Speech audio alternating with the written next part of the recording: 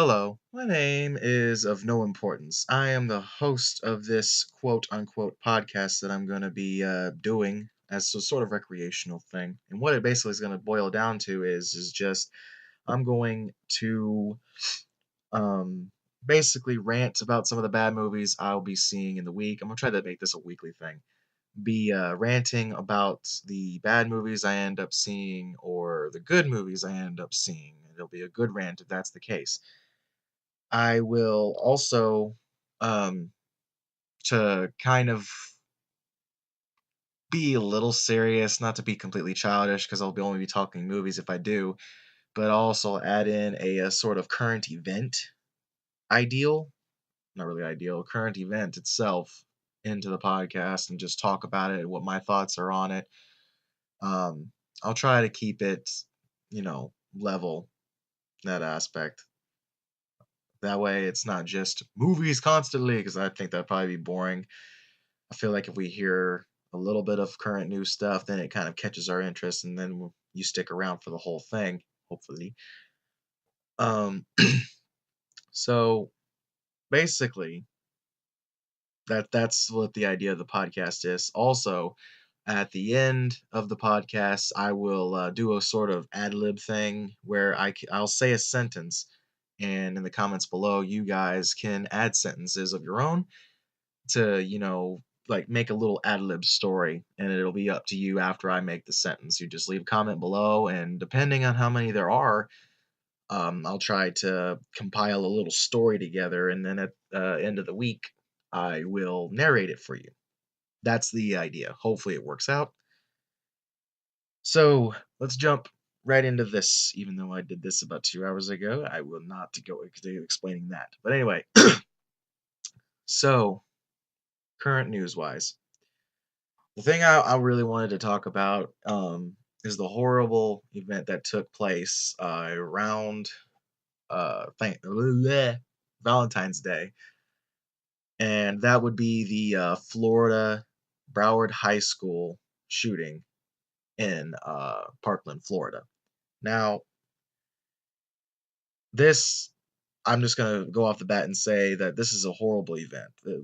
It's terrible. All the victims and everything. I am sending a lot of love to you guys out there. I really hope that you guys recuperate properly and that everything, you sort of kind of learn from it, but also at the same time, you take away the fact that you're still alive for those that are out there. But for the victims that actually passed away, to those families, I give my sincerest apologies and my prayers will be with you. Um, But to get down to it, basically what happened was on February 14th, there was a 19-year-old boy, man, whatever, doesn't matter, he's a criminal. 19-year-old man who decided to go to school and commit a shooting with his AR. Now, when I say AR, generally your first thought initially is a assault rifle or a large carbine weapon. Which begs the question, you might be thinking, like, how did he get the gun into school? How did he get it in there?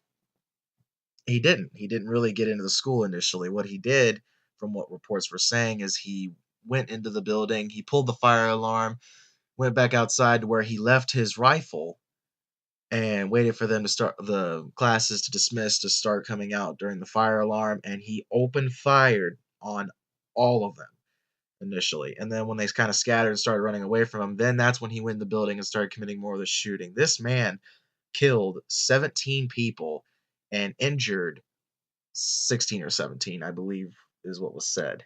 He not only killed 17 people, he took 17 innocent lives that were just going to school and just, wanting to eventually go to college and become law abiding members of society to help each other. But this guy didn't want that to happen. He went in and he unloaded everything he had on them.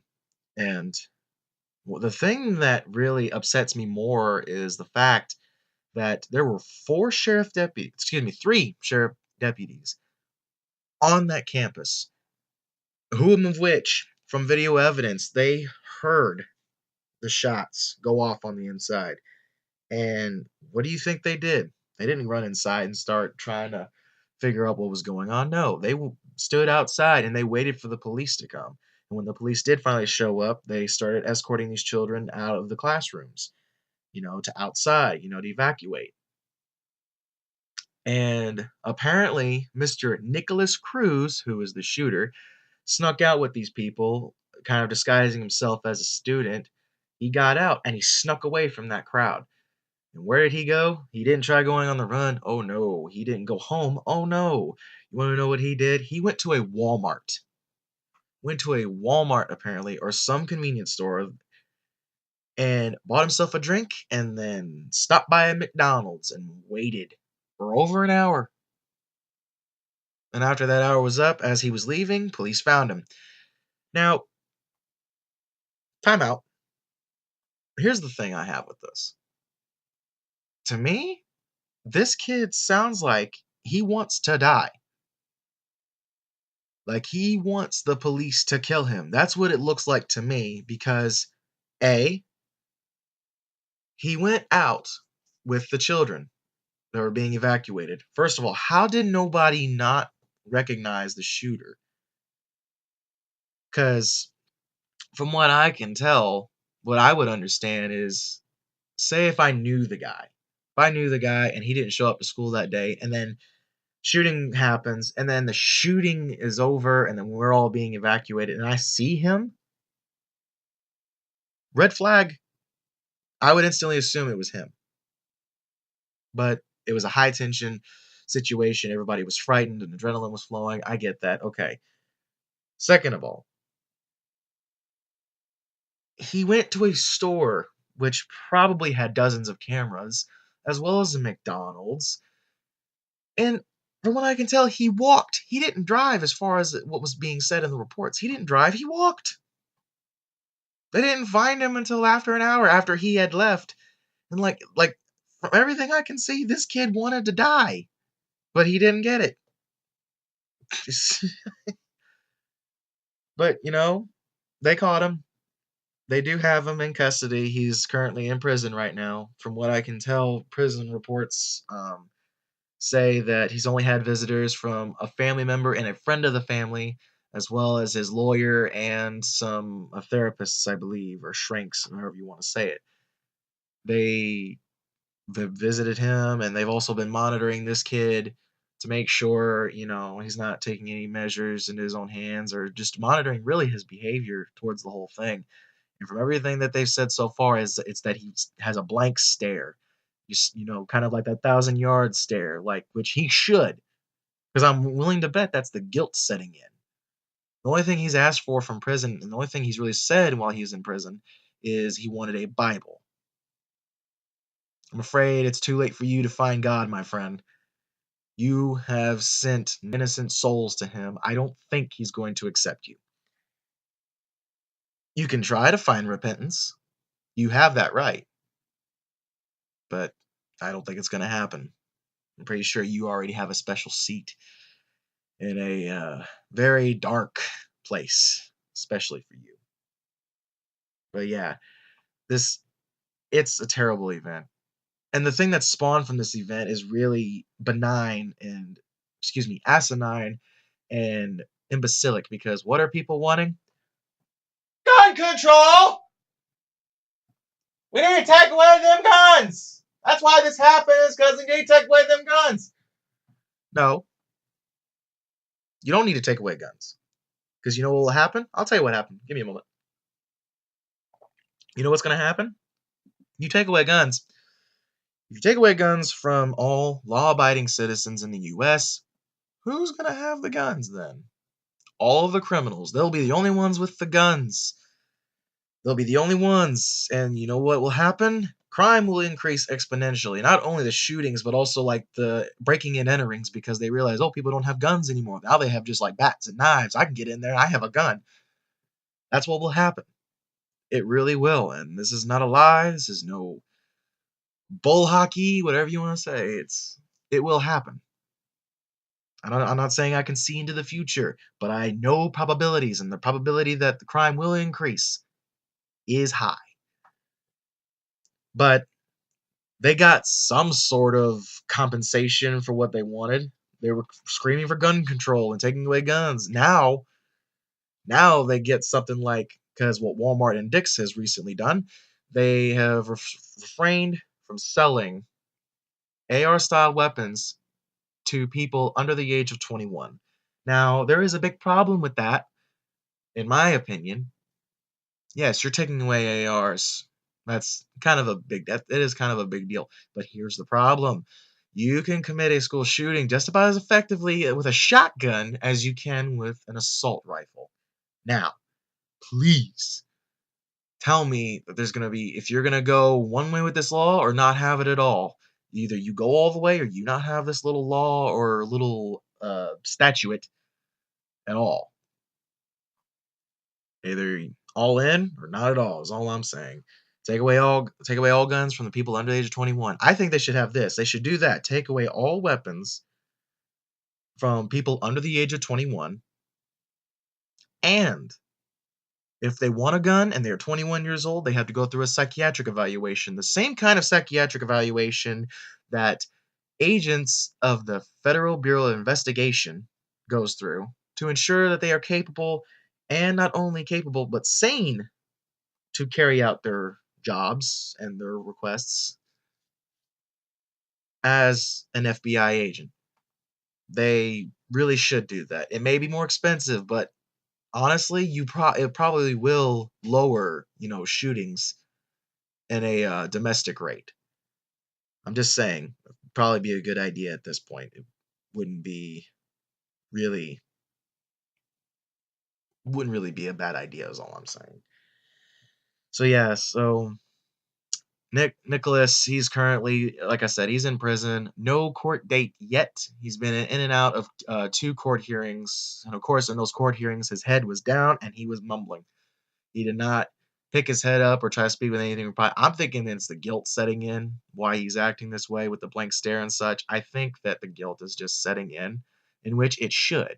He killed 17 people. He really does deserve rotting in prison. As a matter of fact, rotting in prison, dying in that prison, and then bury another prison on top of his corpse is what I'm just thinking. That's my opinion. I'm not wishing death upon him.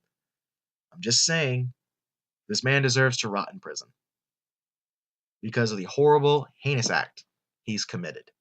That's all I'm going to say about that. Again, love and prayers going out to the victims and friends of the victims and just everybody that was involved in the shooting. Prayers going out to you. And I hope eventually that they end up fixing the quote unquote gun laws in the aspect going all in or not at all. Okay, now, moving on from that, I'd like to talk about getting to a bad movie first before I go any further. And the bad movie I want to talk about, it's called Elle, spelled E-L-L-E. Now, let me tell you how I've watched this movie, okay? I watched it on a DVD that my family has Netflix, okay? So we get DVDs and such.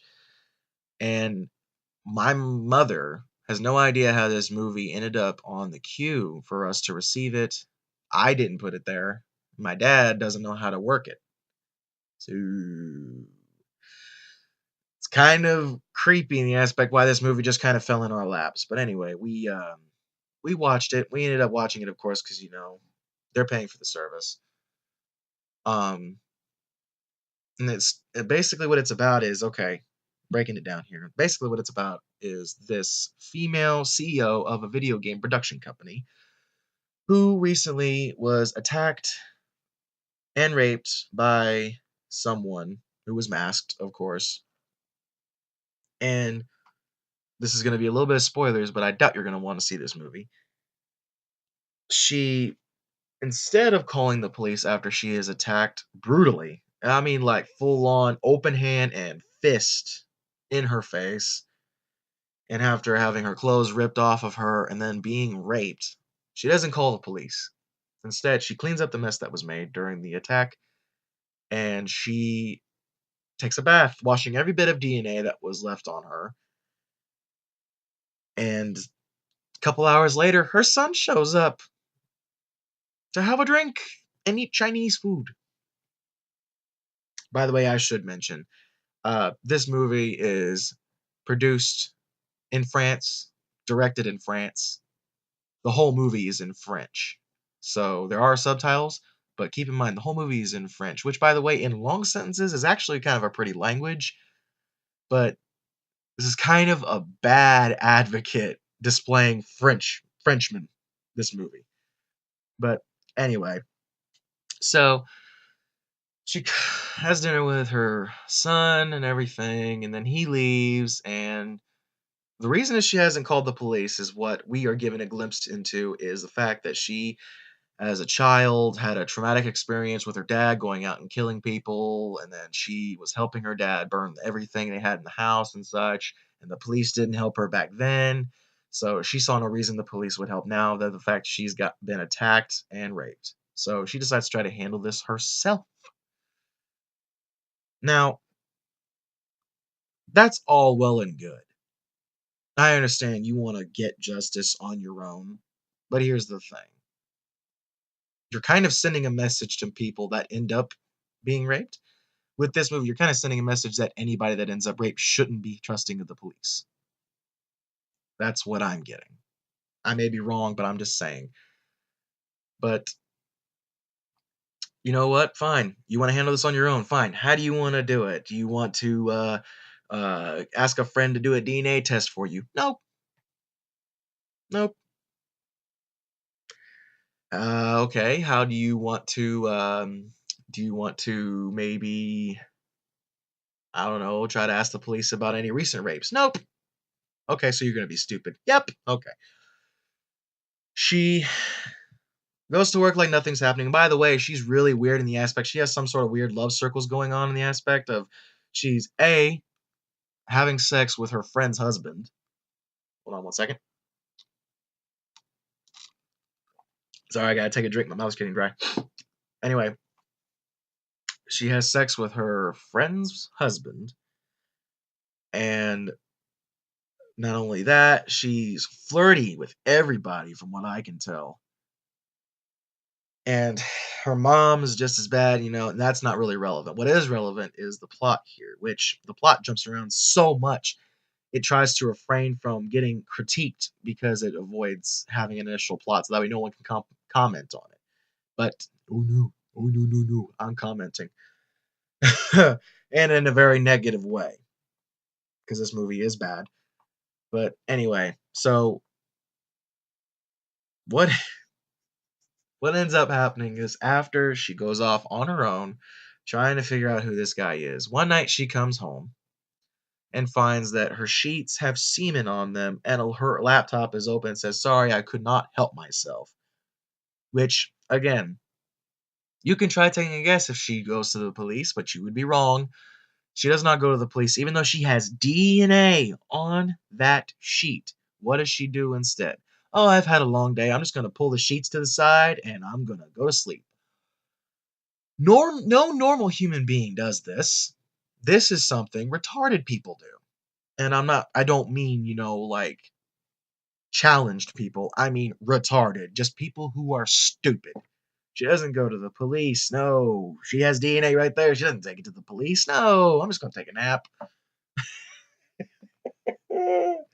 Oh my God.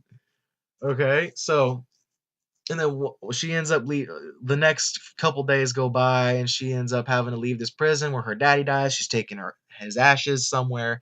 She ends up having a car wreck. So she's going through her contacts and she's trying to find somebody to come help her because her car is on its side and she's kind of pinned with the seatbelt. And who ends up coming to help her, you may ask? I'll throw you a guess. 1, 2, 3, 4, 5. First, I'm going to say this because I wanted to save this. The night before she has this wreck, she was attacked again by the same man. Except this time she doesn't get raped. She gets hit a few times, and then the one point he throws down, getting ready throws another slap. She grabs a pair of scissors, stabs him in the hand, and then pulls his mask off, and then realizes it's her neighbor from across the street, the one that committed the first attack and the one that is attacking her now. She knows his name, she knows his face, she knows his wife, she knows everything about the guy because next door neighbor and such. Now, with that little tidbit, I think you know who came to help her from the car wreck. You're right. Her rapist. And she allows him to help her. Allows him to help her. Like, this guy could have had his way with her in that car because she was hurt. Could have, but he didn't. He didn't do that, no. And I guess she knew because that's why she was letting him. But he helps her into his car with everything that she needs and then takes her home and addresses her wound on her leg that she gets from the crash. And, like, she's flirting with him, her attacker. Like, this is some straight up Blue Velvet stuff. If you've never seen that movie, go watch it and you'll understand what I mean. But, like, this is Blue Velvet, like, tactics here. She's, like, I guess, kind of falling for her rapist. But while he's dressing her leg, he invites her over to a dinner party because he has too much lasagna to eat while his wife is away.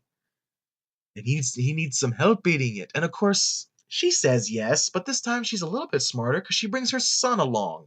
Even though it really doesn't matter because after the dinner, her son is so plastered from wine, the lightweight, he's so plastered he passes out on the couch. She makes a comment like, "Ooh, these floors are warm." And again, she's kind of flirting with him and he's flirting back. You think that this is going to be okay. Well, you'd be wrong.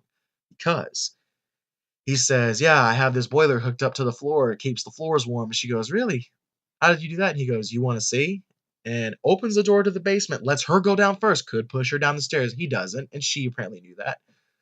But he doesn't push her down the stairs or anything like that. He follows her downstairs. She comments on the boiler and such and such. A couple seconds goes by, and then he like throws her against the wall and he's attacking her again and he's gonna rape her again. Except this time, this one has a twist. She lets him. She's asking for it. She literally says, "Do it." But he didn't want it like that. So he was getting ready to leave when all of a sudden she slaps him, trying to act like, the helpless victim. And, to kind of stay in character. This is kind of weird role playing, except it's not role playing. This is a crime. So instead of her actually fighting back and, her son being useless upstairs, passed out drunk, he actually has her way with her again, rapes her and everything, and it only lasts 10 seconds, of course, because, we need a lot of movie to fill in here. So she ends up raped again. I guess, unless it doesn't really count as rape if you ask for it. Literally, in this movie, in a sense, she did ask for it. So after that was all said and done, again, the son, unbeknownst to him that his mother was just raped, she acts like everything is fine, and then they all go home and everything is hunky dory. And she's acting like her life is normal. She's acting like everything is okay, but in my opinion, it's not okay. You're having a weird sexual affiliation with your rapist. That in itself is wrong. It is absolutely wrong.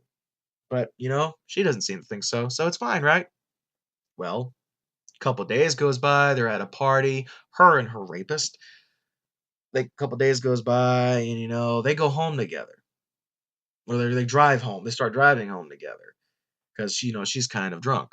I guess. I don't know. I forgot.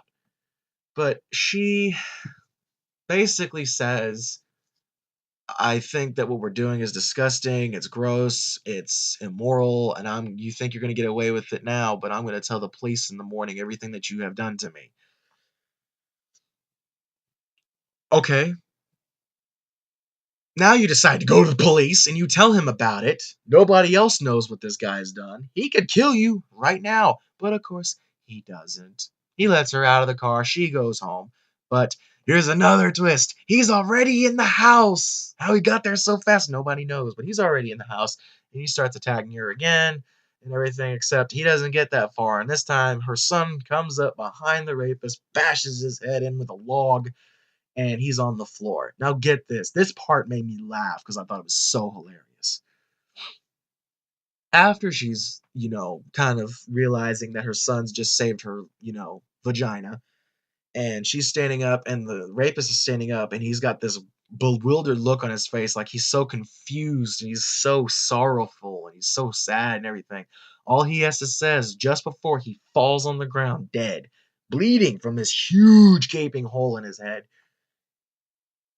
he says in French, "Why?"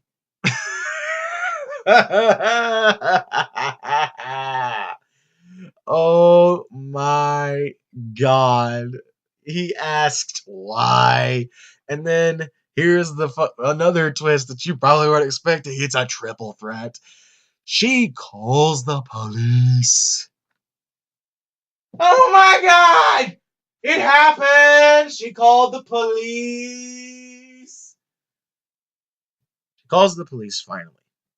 Finally.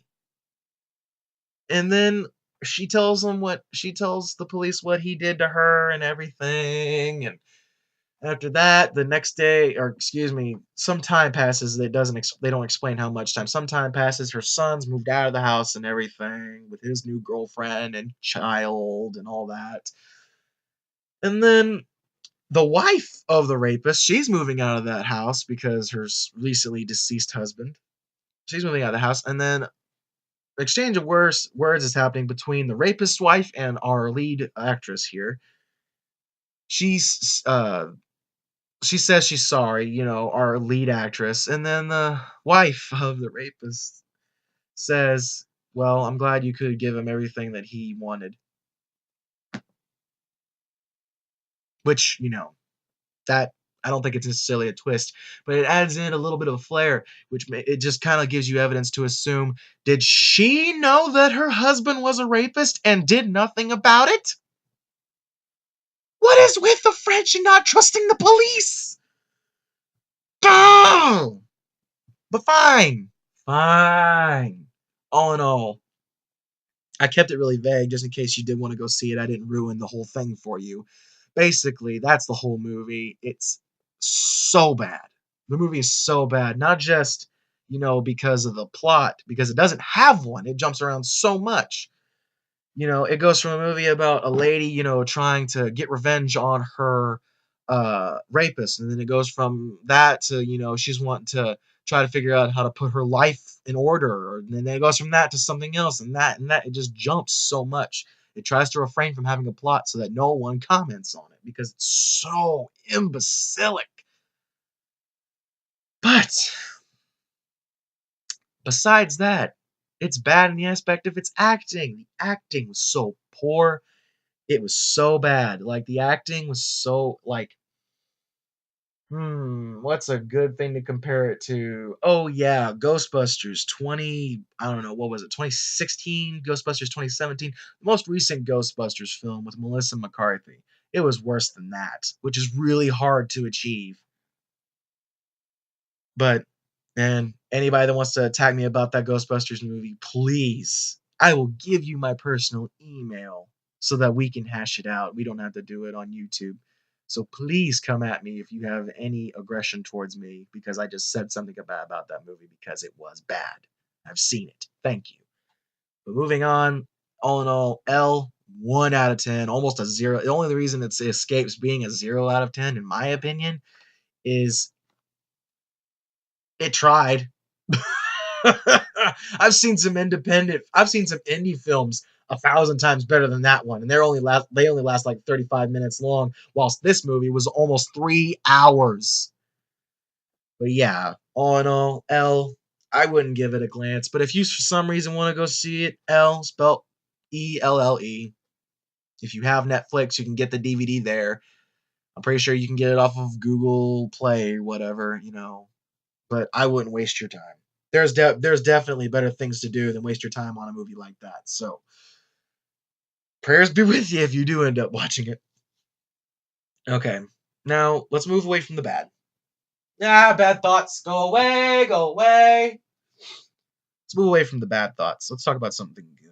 I have a good movie in mind I've recently seen in theaters, and I gotta say, I went in with a little bit more expectations than I should have. but the movie still turned out pretty good. I went to see Black Panther in theaters, and before I go any further, I gotta say, the cast out of all the cast members that I seen had seen, the only people I liked out of that entire cast are Chadwick Boseman, because he doesn't have a lot of acting chops, but that guy pulled that role off really well. He did really good as King T'Challa. And the woman that plays Michonne, I love the way she expresses anger. She has some trouble expressing other emotions, but she does really well with her acting. The accents and everything, they all sound so solid. They sound legit. It's really good. But besides those two, Michael B. Jordan, I like that because he's entertaining for me mostly. I've seen him a couple other movies. He's mostly just entertaining. I don't know about his acting. I haven't seen enough movies to really you know, critique it that well. I haven't watched a lot of stuff with him in it. I probably should watch Creed. But and the guy that played Claw, which I only like again, he was entertaining. He made me laugh every time I saw him because he was making jokes constantly. And that was pretty good. That was to break up a lot of the serious tension, and I see why the director did that, and I thank him for it. But those were the only cast members I liked. The rest of the cast, I did not like that much because their acting was not that good. And also, some of them didn't have a purpose in the movie. Like, I would say, T'Challa's mother. Don't he and his wife and his girlfriend, excuse me, and King T'Challa's girlfriend as well as his mom. They really didn't have much of a purpose. Well, I take that back. His girlfriend did. 'Cause she ended up fighting in the end of the movie. But his mom, it would have been okay if I like the actress that played her, but not my favorite. It's just didn't really serve much of a purpose, which I guess is okay. All in all, I like the movie. Had good sound mixing. The music in it was really great. I gotta say, when it comes to music like that, it's like I don't know. I can't do it. But just music like that, it's so pretty, and I don't know why it's good in these movies. I don't understand, but the music is so good. It's so pretty. It almost makes me feel like I'm standing on a plane full of lilies and just the wind is blowing through me. It makes me feel free. It's good music. And besides the tribal stuff that actually happened, we have, some good classical musics, some other good classical musics, I should say, before anybody comes at me. The Weeknd and Kendrick Lamar, they did a song called "Pray for Me," and I gotta say that is on my YouTube playlist, and I listen to it almost every day when I drive. And it's just like it's pop with a little bit of like kind of like soul thrown in there. It's like very subtle with the soul, a lot more pop than anything else. And then it just hits you with that rap when Kendrick Lamar just announces himself. It's really a good watch, the whole movie itself.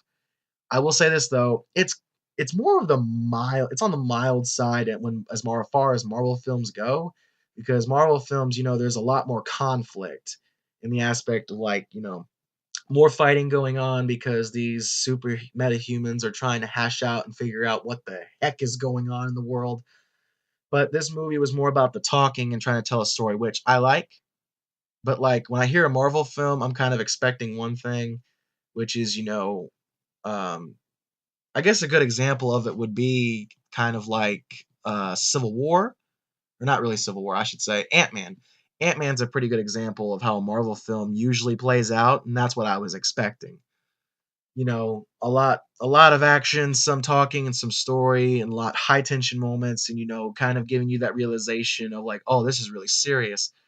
But this Black Panther movie didn't really have that. It was mostly talking, and which I can understand because of the lessons that uh, T'Challa was trying to learn from his dad, T'Chaka, which is he said in the movie Avengers: Civil War, or excuse me, Captain America: Civil War, because it wasn't Avengers, but in that movie, Chadwick Boseman's character said more people can get two people in a room together can get more done than a group. And then his dad comes along and says, unless you need to move a piano, which is really wise and it makes sense. So I think that's why it was mostly just the talking kind of politics kind of way. It makes sense because he was trying to take a lesson from his dad and understand that, fighting doesn't always need to be a thing to happen. And if you haven't seen the movie, he exemplifies that not just when he's talking, but when he actually does fight too. He's trying to fight for diplomacy and peace, but it doesn't really happen.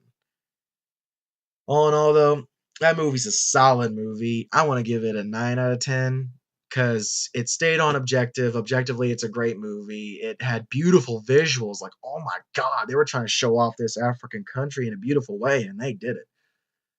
And it's really good movie. But there's one thing about this movie I have to address, and it upsets me.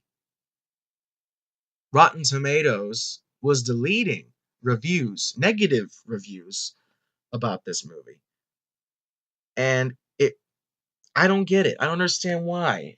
They don't delete any positive reviews. And the positive reviews that I have read, they don't really talk about any of the sound mixing or the acting or the objective of the movie. They instead just talk about how solid the cast was and how this is going to be a pioneer for more like African American superheroes to come in. Like they did not look at the movie objectively.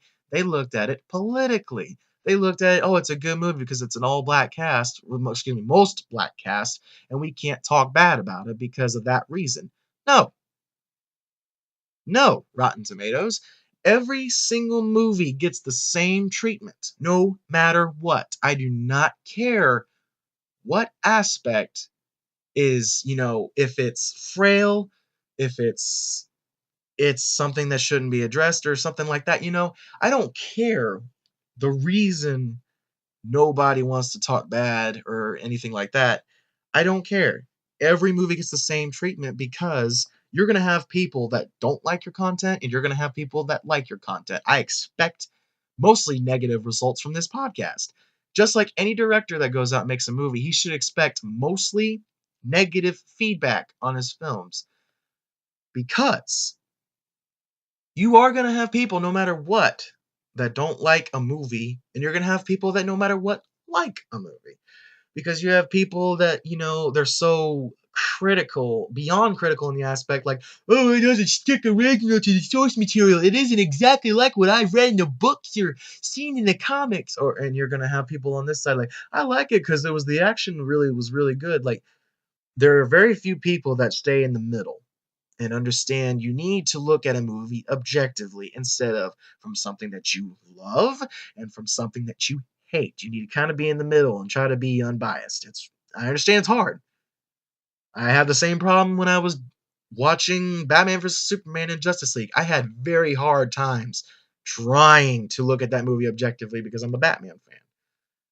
But I'm not diehard anyway. So yeah, Rotten Tomatoes, you really shouldn't have done that. That was really wrong of you, I should say. But, I guess you have your reasons. I was almost tempted to make an account for Rotten Tomatoes just to make a negative review and see if it got deleted. But realized it would have been a waste of time if it got deleted, and I did do it. So I decided not to and just, watching the sidelines in that aspect. So yeah, that's all I have to say about it. And that on Rotten Tomatoes. But all in all, Black Panther, definitely a good watch. If you ever have nothing to do and you want to go see a movie, I highly suggest Black Panther. It is a great movie. Okay, moving on. I'm flying here. Moving on. Really quick, I want to get into the fact that about the Oscars, I didn't get to watch them. I was unfortunately working. But about the Oscars, the thing that bugs me the most is my favorite movie out of last year, which I believe it was last year, The Atomic Blonde. The thing that bugs me is it did not so much as even get a nomination for any category in the Oscars. That bugs me because I don't know what this movie is called, Shape of Water. I probably will end up watching it this week and I'll talk about it in the next podcast I do. But it's if anyone has seen The Atomic Blonde and you're listening to this right now, you'll understand what I'm saying because The Atomic Blonde was a good movie, both objectively and just in an awesome way. An objective way and an awesome way, that movie was good because the cast solid, the plot solid, everything coinciding with with events that happened in that time solid. It was all on point. Even the sound mixing, which is kind of important with your movies when you make them. The sound mixing was great, and the rigorous training that Charlize Theron went through to play that role, just God, a lot of stuff don't even realize what happened when they made the Atomic Blonde, which I'm gonna let you do some homework and look that up for yourself because it's really interesting the more you learn about this movie. I love that movie. Obviously, you can tell that, but God, didn't so much get as a nomination, which I'll live with. I'll live with it. I'll bite my tongue on that aspect. Fine. I'm at least happy that Best Actor went to Gary Oldman because that man is awesome. I want to see The Darkest Hour so bad, which, if you don't know what it's about, from what I can tell, it's about Alfred Hitchcock and his time uh, during the war when he was in office. Not U.S. presidency, obviously, but when he was in office. And it just talks about, everything that he went through. And it was just, did I say Alfred Hitchcock? I did not mean Alfred Hitchcock.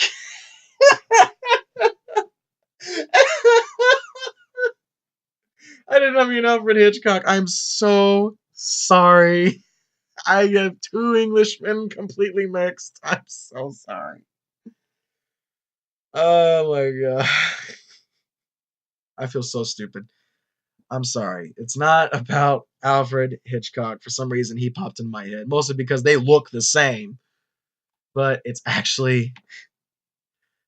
What was his name? I was kind of stalling, so I was trying to actually think of his actual name.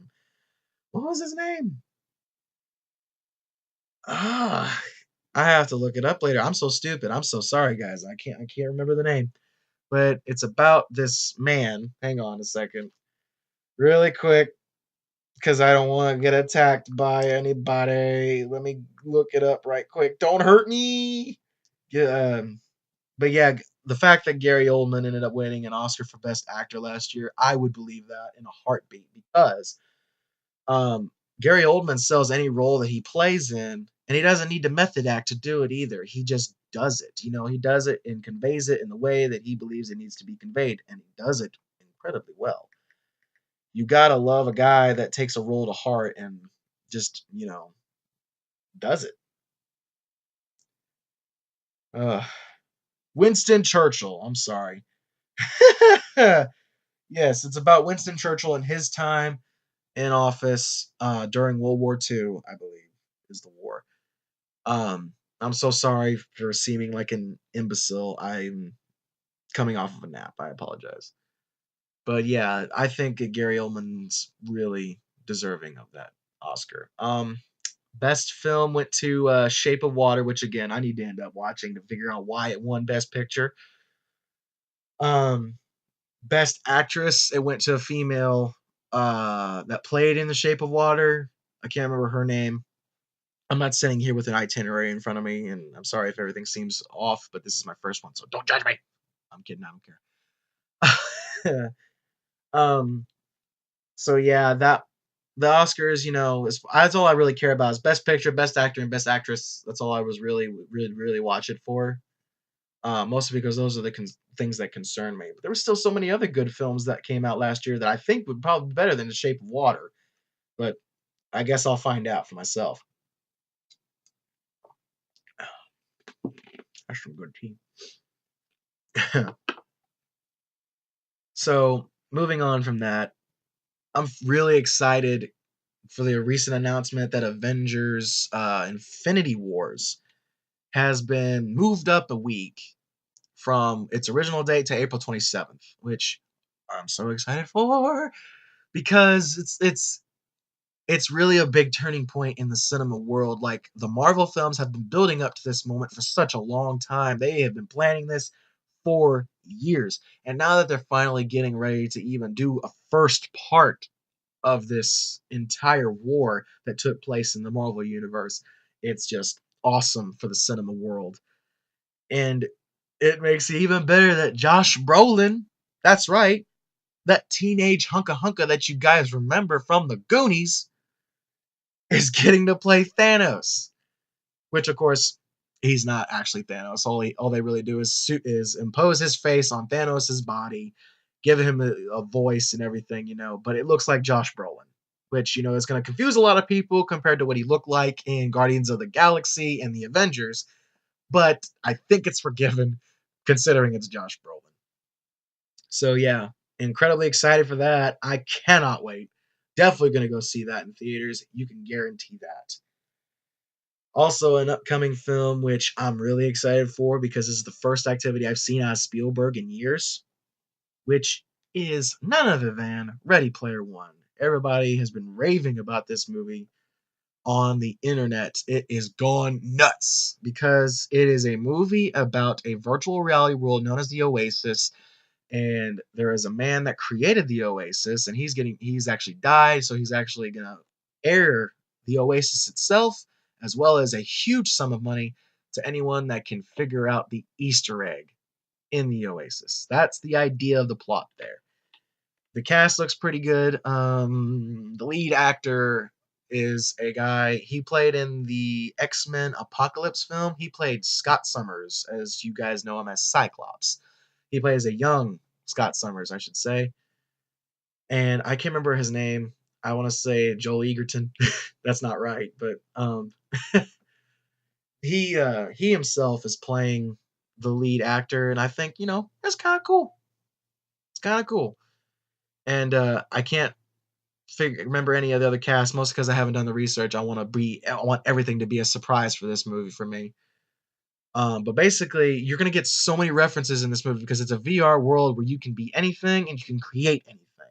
So picture Minecraft on a more incredibly visual effect Marvel endeavor ever. So from the trailers that we've seen so far, the Iron Giant is in it, which is awesome. You gotta love nostalgia when it hits you like a freight train, man. Not only do we get the Iron Giant, but it looks like we get, Harley Quinn, Deathstroke, get those guys. And I think I saw a clip of the Joker in it. Like we're gonna get so many references. I've seen Tracer in it, and their Overwatch is still fairly fresh. It's going to be a freaking awesome, like wet dream for anybody that loves references in such a way. I'm really excited for this film. I can't wait to see it. And Angry Joe is a lucky SOB for getting to see it this early. He recently saw it like a couple days ago in Austin, Texas, and I live in Texas. I was planning on, if I had the option to, I would have gone, not caring if I had the gas or not, would have walked. Because I'd be so excited just to not really meet, just see Spielberg in person, because that is just it would just be an awesome thing for me. But yeah, so the amazing thing is that this movie is really, really right around the corner. Ready Player One, I'm again really excited for it. I hope everyone else is too, because it's gonna be a great thing. This may be Spielberg's last film. I ain't gonna lie, I'm starting to think that myself. I think this may be the last time Spielberg ever touches film again. Which, this is gonna be a hell of a footnote to go on. But yeah, that Ready Player One coming to theaters really soon. I'm sorry I don't have a date for you, but it takes nothing for you guys to tweet. It takes you nothing to Google. But okay, I'm veering the end here. Don't worry, as if you were bored yourself. Here comes the ad lib thing I had planned. This is gonna be kind of short. So how it's gonna work is I'm going to make a sentence, compile a small sentence up, and I'll also put it in this description so that way no one misses it, just in case nobody's able to hear this. But how it's gonna work, I'll say the sentence out loud, and then I will ask you guys to please in the comments add a sentence to it. And in order for me to know that you're adding a sentence to it, is put hashtag adlib. That will help me out exponentially, or excuse me, significantly. Proper grammar, please. That will help me out significantly if you just put hashtag adlib at the end of your sentence. And all you have to do is just type in the comments that, and it's that simple. Okay, and I will compile in the week's time. I will compile like a little story out of all the sentences I can find. If there's like dozens of them, I'll try to make it short, not incredibly long. So keep that in mind. If I don't show your sentence, I'm sorry. I may use it for another one. But I will compile a small story out of all the sentences in the comments, as well as mine, which will be the beginning, and we'll you and we will concoct a little story together, and if it's good enough and it kicks off enough, I may do a little skit on it. We shall see. It depends on how well it works out. Keep in mind, if it's anything that I'm gonna have to do a lot of visual effects for, don't expect it to happen because I'm still learning this. But okay, here we go. The sentence for for the first ad lib on this little podcast here is going to be.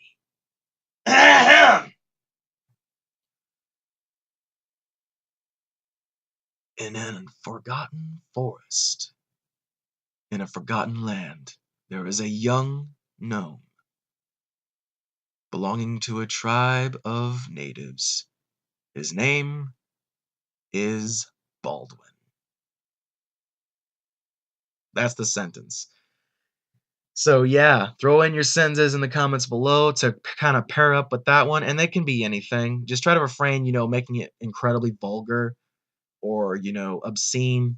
Have a little fun with it. I'm not saying you can't cuss or anything like that, but just try to keep it together, not wild. Don't make it like there's this gnome named Baldwin and he flies through the night sky with a star coming out of his butt. You know, actually, no, that'd be pretty funny. Just don't do anything obscene or vulgar, please. Is all I ask. But you can pretty much do anything you want in the comments. So yeah, I'm gonna have to call it here. Hopefully you all enjoyed this. I really do appreciate you guys coming and watching this, even though I'm some hopeless sap that you guys probably won't come back and watch again. But I hope you do, because I'll have more in the future. Also, please also in your comments below reference me some movies that you have seen and that you think I haven't seen, and I'll give them a watch and I'll talk about them, my little opinion about them and everything. And hopefully we have same interests. Um, and again, I hope they're movies I haven't seen, because if they're movies I have seen, I may not talk about them. I may say a few things about them, but then I won't go in depth like I have with the movies I have done today. But until I start getting suggestions, I'll just keep, watching random films on uh, Netflix as much as I can.